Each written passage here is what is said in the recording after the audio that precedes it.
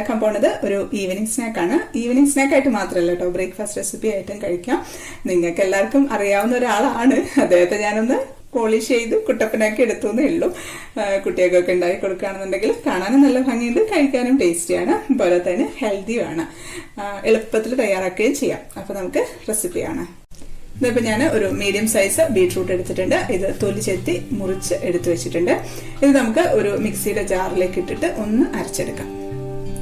ഇതിപ്പോൾ ഒന്ന് അരച്ചെടുത്തിട്ടുണ്ട്. ഇനി ഇതിലേക്ക് ഒരു 1/2 കപ്പ് വെള്ളം കൂടെ ഒഴിച്ച് ഒന്നുകൂടെ ഒന്ന് അരച്ചെടുക്കാം. ഇനി നമുക്കിതൊന്ന് അരിച്ചെടുക്കാം. ഇപ്പം ഇനി ഇതിലേക്ക് ഒരു 1/2 കപ്പും കൂടെ വെള്ളം ഒഴിച്ച് കഴിയുന്നത്ര നമുക്ക് അതിന്റെ ആ ജ്യൂസ് അങ്ങ് എക്സ്ട്രാക്ട് ചെയ്തെടുക്കാം കേട്ടോ. ഒരു പ്രാവശ്യം കൂടെ അങ്ങനെ ചെയ്യാം. ഇതായപ്പം ഒരു 1.5 കപ്പ് ബീട്രൂട്ടിന്റെ ജ്യൂസ് ഉണ്ട് കേട്ടോ. അത് ആ ഒരു ബീട്രൂട്ട് ഇടിച്ച് പിഴിഞ്ഞ് മൊത്തം ഗുണങ്ങളും അങ്ങ് എക്സ്ട്രാക്ട് ചെയ്തെടുത്തിട്ടുണ്ട്. ഇനി നമുക്ക് ഇതിലേക്ക് 1 കപ്പ് പത്തിരിപ്പൊടിയാണ് ഇട്ട് കൊടുക്കുന്നത്. പത്തിരിപ്പൊടിയോ ഇടിയപ്പത്തിന്റെ പൊടിയോ ഏതായാലും കുഴപ്പമില്ല. ഇനി ആവശ്യത്തിന് ഉപ്പിട്ട് കൊടുക്കാം. ഇതൊന്ന് കട്ടകളില്ലാണ്ടൊന്ന് ഇളക്കിയെടുക്കാം കേട്ടോ. ഇനി ഇതിലേക്ക് കുറച്ച് വെളിച്ചെണ്ണ ഒഴിച്ചു കൊടുക്കാം. 1 ടേബിൾ സ്പൂണൊക്കെ ഒഴിച്ചു കൊടുക്കാം. ഇനി നമുക്കിതൊരു കടായിലേക്ക് ഒഴിച്ചിട്ട് ഒന്ന് കുറുക്കിയെടുക്കാം. തീ കത്തിച്ചിട്ടുണ്ട്. കണ്ടിന്യൂസ് ആയിട്ട് അങ്ങ് ഇളക്കി കൊടുക്കാം. ഇതിപ്പോ കുറച്ച് തിക്കായിട്ട് വരുന്നുണ്ട്. കണ്ടിന്യൂസ് ആയിട്ട് ഇളക്കിക്കൊണ്ടിരിക്കാം. പെട്ടെന്ന് തന്നെ ആവും കേട്ടോ. ഇതിപ്പോ നന്നായിട്ട് തിക്കായിട്ടുണ്ട്. അതായത് കണ്ടോ, ഇതിപ്പോ നമുക്കൊരു തവിയിൽ ഇങ്ങനെ ഉണ്ടയായിട്ട് ഉരുട്ടിയെടുക്കാൻ കിട്ടും. ഈ ഒരു പരുവം മതി. നമുക്ക് കുറച്ചൊന്ന് തണുക്കട്ടെ. ഒരുപാട് തണുക്കൊന്നും വേണ്ട. ഈ മാവ് കുഴച്ച പാത്രം നല്ല ക്ലീൻ ആയിട്ട് തന്നെയാട്ടോ ഇരിക്കുന്നത്. ജസ്റ്റ് ഒന്ന് കഴുകിയെടുത്താൽ മതി. പിന്നെ നമുക്ക് ഫില്ലിങ്ങിനായിട്ട് 1 കപ്പ് തേങ്ങയിലേക്ക് ഒരു 3-4 ടേബിൾ സ്പൂൺ പഞ്ചസാര ഇട്ട് കൊടുക്കാം. ഞാൻ അതിന്റെ കൂടെ ഒരു 2 ഏലക്ക കുറച്ച് പഞ്ചസാരയും കൂടെ കൂട്ടി പൊടിച്ചതാണ്, അതുകൂടെ ഇട്ട് കൊടുക്കാം.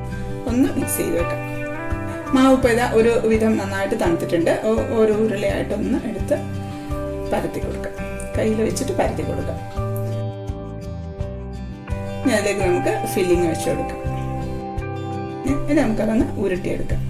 ഫില്ലിങ് നമുക്ക് എന്ത് വേണേലും വെക്കാം കേട്ടോ. സ്പൈസി ആയിട്ടുള്ള ഫില്ലിങ് വെക്കാം, ചിക്കൻ വെച്ചിട്ടുള്ള ഫില്ലിങ് വെക്കാം, അല്ലാന്നുണ്ടെങ്കിൽ ശർക്കരയും തേങ്ങയില്ലേ അതുകൂടെ വെക്കാം. പക്ഷെ വൈറ്റ് ആവുന്ന സമയത്തല്ലേ കാണാനൊരു ഭംഗി ഉണ്ടാവുക, അതുകൊണ്ടാണ് ഞാൻ പഞ്ചസാര ഇട്ടത്.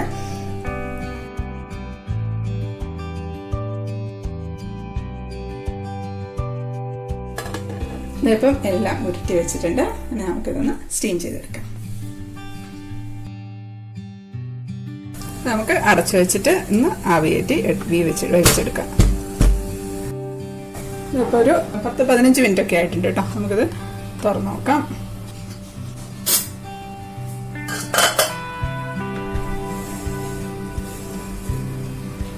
നമുക്ക് ഇങ്ങനെ തന്നെ എടുത്തൊന്ന് തണുക്കാനായിട്ട് മാറ്റി വെക്കാം. തണുത്തതിന് ശേഷം നമ്മൾ ഇതിൽ നിന്ന് എടുക്കാവുള്ളൂ. ഇപ്പം നല്ല പോലെ തണുത്തിട്ടുണ്ട് കേട്ടോ. നന്നായിട്ട് തണുത്താൽ മാത്രമേ നമുക്കിതിങ്ങനെ എടുക്കാൻ പറ്റുള്ളൂ. അല്ലാന്നുണ്ടെങ്കിൽ അതിന്റെ മേലെ അങ്ങ് പറ്റിപ്പിടിച്ചു പോകും. ഇപ്പം എല്ലാം പ്ലേറ്റിലേക്ക് എടുത്ത് വെച്ചിട്ടുണ്ട്. നമുക്ക് ഇനി ഇതൊന്ന് കട്ട് ചെയ്ത് കാണിക്കാം. ഇത് ഞാൻ കട്ട് ചെയ്യണേ. നല്ല ഭംഗിയില്ലേ കാണാനായിട്ട്? ആ പുറത്തുള്ള ആ ഒരു കളറും ഉള്ളിലുള്ള ആ വൈറ്റും കൂടെ വരുമ്പോഴത്തേക്കും കാണാൻ നല്ല ഭംഗിയുണ്ട്. കുട്ടികൾക്കൊക്കെ നല്ല എന്താ അട്രാക്റ്റീവ് ആയിട്ടുള്ള ഒരു ഈവനിങ് സ്നാക്ക് ആയിരിക്കും. അപ്പൊ ഇതാ ഞാൻ അതുപോലെ തന്നെ എല്ലാം എടുത്ത് കട്ട് ചെയ്ത് വെച്ചിട്ടുണ്ട്. ഞാനൊന്ന് കഴിക്കട്ടെ. നല്ല ടേസ്റ്റ് ഉണ്ട് കേട്ടോ. നമ്മള് കോഴിക്കട്ടയൊക്കെ കഴിക്കില്ലേ, അതിന്റെ രുചി തന്നെയാണ്. ബീട്രൂട്ടിന്റെ ആ ടേസ്റ്റോ അങ്ങനെയൊന്നും അറിയുന്നൊന്നുമില്ല. നല്ലൊരു ന്യൂട്രീഷ്യസ് ആയിട്ടുള്ള, എന്നാൽ കാണാൻ നല്ല ഭംഗിയുള്ള ഒരു ഈവനിങ് സ്നാക്കാണ്. അപ്പൊ കുട്ടികൾക്കൊക്കെ ഉണ്ടാക്കി കൊടുക്കണം. അവര് ഹാപ്പി ആവും, പോരാത്തതിന് ഹെൽത്തി ആയിക്കോളും. അപ്പോൾ വീഡിയോ ഇഷ്ടപ്പെട്ട ലൈക്ക് ചെയ്യാനും കമന്റ് ചെയ്യാനും ഷെയർ ചെയ്യാനും ഒന്നും മറക്കല്ലേ. സബ്സ്ക്രൈബ് ചെയ്യാത്തവർ ഒന്ന് സബ്സ്ക്രൈബ് ചെയ്തേക്കണേ. അപ്പൊ നമുക്ക് അടുത്തൊരു അടിപൊളി റെസിപ്പി ആയിട്ട് കാണാം. അതുവരേക്കും stay happy, stay positive. By.